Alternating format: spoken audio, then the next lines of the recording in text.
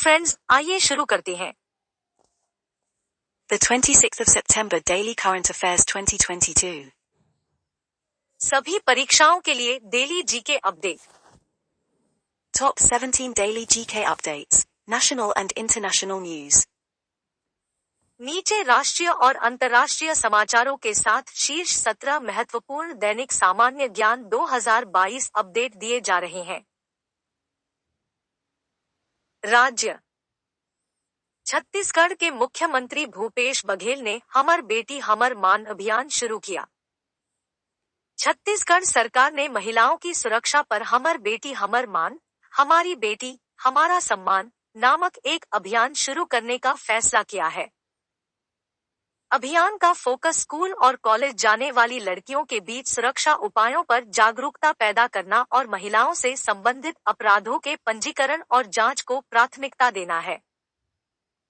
पुस्तक लेखक जगदीप धनखड़ ने पंडित दीनदयाल उपाध्याय जीवन दर्शन और संबद्धता नामक पुस्तक का विमोचन किया। उपराष्ट्रपति श्री जगदीप धनखड़ ने नई दिल्ली में पंडित दीनदयाल उपाध्याय जीवन दर्शन और सम्यकता 5 खंड नामक पुस्तक का विमोचन किया और इस अवसर पर समकालीन समय में पंडित दीनदयाल के विचारों के महत्व पर प्रकाश डाला। इस कार्यक्रम में रक्षा मंत्री राजनाथ सिंह, पूर्व केंद्रीय मंत्री डॉ मुरली मनोहर जोशी और अन्य गणमान्य व्यक्ति शामिल हुए। राष्ट्रीय सरकार के प्रमुख कार्यक्रम मेक इन इंडिया के पूरे हुए 8 साल। केंद्र सरकार के प्रमुख कार्यक्रम मेक इन इंडिया के 8 वर्ष पूरे हो रहे हैं। प्रधानमंत्री नरेंद्र मोदी ने वर्ष 2014 में 25 सितंबर को इस कार्यक्रम का शुभारंभ किया था। इसका मुख्य उद्देश्य निवेश, नवाचार और कौशल विकास को बढ़ावा देना तथा सर्वोत्तम विनिर्माण बुनियादी सुविधाएं सृजित करना है। मेक इन इंडिया कार्यक्रम देश के 27 विभिन्न सेक्टरों में महत्वपूर्ण उपलब्धियां हासिल कर रहा है। भारत हर गांव में 4G, 5G कनेक्टिविटी के लिए $30 अरब का निवेश करेगा। आईटी मंत्री अश्विनी वैष्णव ने कहा कि सरकार देश भर के हर गांव में 4G और 5G के लिए अंतिम छोर तक नेटवर्क पहुंच सुनिश्चित करने और ग्रामीण क्षेत्रों में एक मजबूत डिजिटल बुनियादी ढांचे के निर्माण के लिए करीब $30 अरब का निवेश कर रही है। ग्लोबल फिनटेक फेस्ट 2022 फीट में बोलते हुए अश्विनी वैष्णव ने कहा कि सरकार अब तक 1.5 लाख से अधिक ग्राम पंचायतों तक पहुंच चुकी है। रैंक रिपोर्ट केंद्र सरकार कराएगा शहरों का स्वच्छ वायु सर्वेक्षण, 131 शहरों का चयन। देश के चुनिंदा शहरों का स्वच्छ वायु सर्वेक्षण होगा। इसमें 131 ऐसे शहरों को शामिल किया गया है जो राष्ट्रीय स्वच्छ वायु कार्यक्रम NCAP के लिए पहले से ही अपनी वायु गुणवत्ता पर काम कर रहे हैं। यह सर्वे पर्यावरण, वन और जलवायु परिवर्तन मंत्रालय के मार्गदर्शन में स्वच्छ वायु गुणवत्ता आयोग द्वारा तय मानकों के अनुसार होगा। बैंकिंग लेह ने बैंकिंग परिचालन का 100% डिजिटलीकरण हासिल किया। भारतीय रिजर्व बैंक RBI ने लेह जिले के बैंकरों को बैंकिंग कार्यों के 100% डिजिटलीकरण को प्राप्त करने के लिए सम्मानित किया है। डिजिटल बैंकिंग एक बैंक द्वारा अपने वित्तीय, बैंकिंग और अन्य लेनदेन के लिए इलेक्ट्रॉनिक उपकरणों के माध्यम से ऑनलाइन प्रदान की जाने वाली इलेक्ट्रॉनिक बैंकिंग सेवा को संदर्भित करता है। नियुक्ति डॉक्टर M श्रीनिवास को एम्स दिल्ली का नया निदेशक नियुक्त किया गया।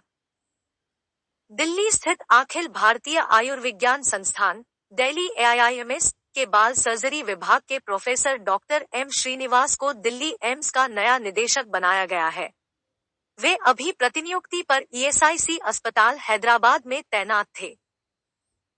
केंद्रीय मंत्रिमंडल की नियुक्ति समिति ACC ने 5 साल के लिए डॉक्टर श्रीनिवास को दिल्ली एम्स का नया निदेशक नियुक्त किया है। पूर्व कप्तान दिलीप तिर्की बने हॉकी इंडिया के नए अध्यक्ष।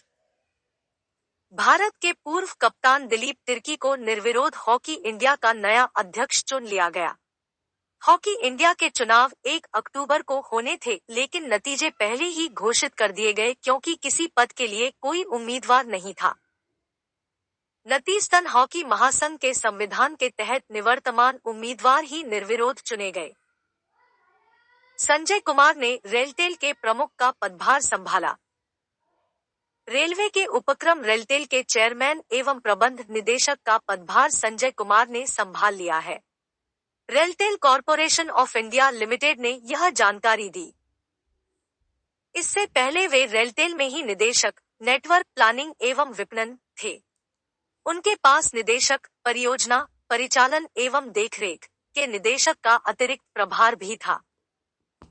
आईसीएमआर के नए महानिदेशक बने डॉक्टर राजीव बहल।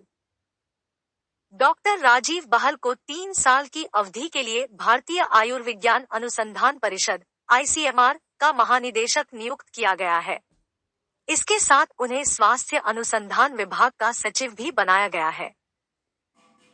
बहल वर्तमान में जिनेवा में विश्व स्वास्थ्य संगठन WHO में मातृ नवजात शिशु पर शोध प्रमुख एवं किशोर स्वास्थ्य सहनवजात इकाई के प्रमुख हैं।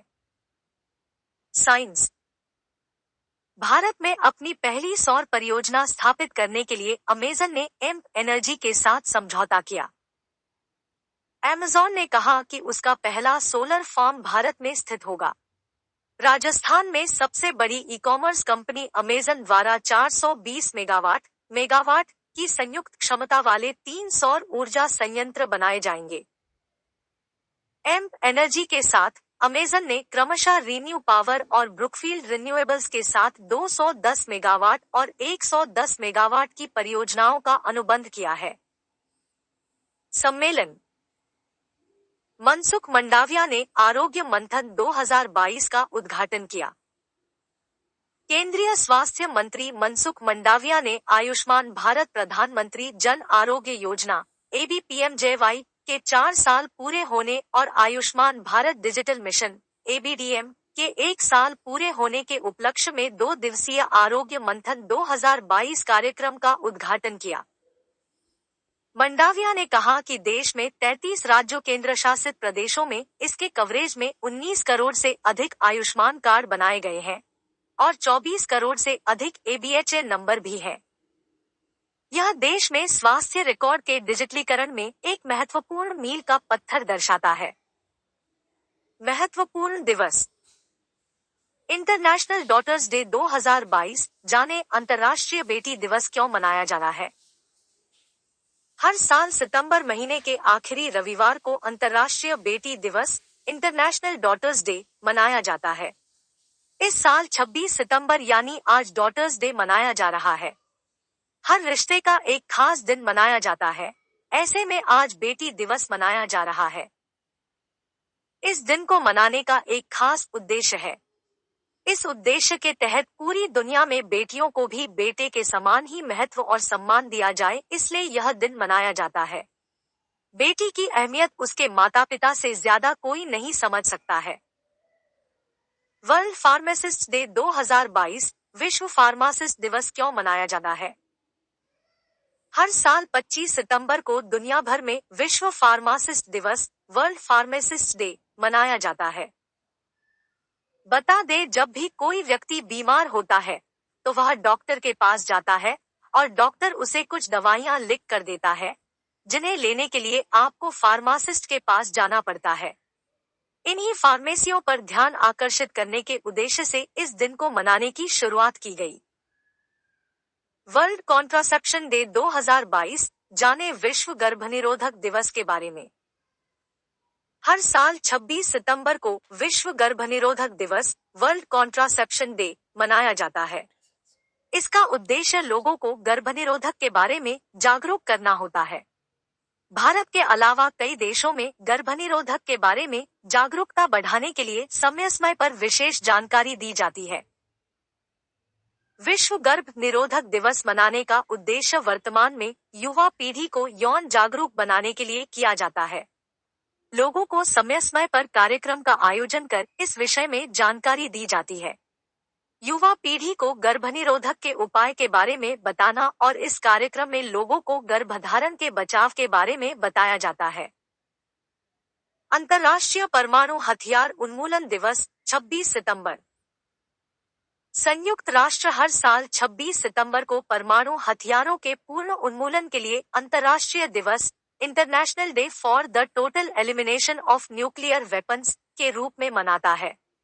इस दिन का उद्देश्य परमाणु हथियारों से मानवता के लिए उत्पन्न खतरे और उनके पूर्ण उन्मूलन की आवश्यकता के बारे में जन जागरूकता बढ़ाना है। यह जनता और उनके नेताओं को ऐसे हथियारों को खत्म करने के वास्तविक लाभों और उन्हें बनाए रखने की सामाजिक एवं आर्थिक लागतों के बारे में शिक्षित करने का अवसर प्रदान करता है।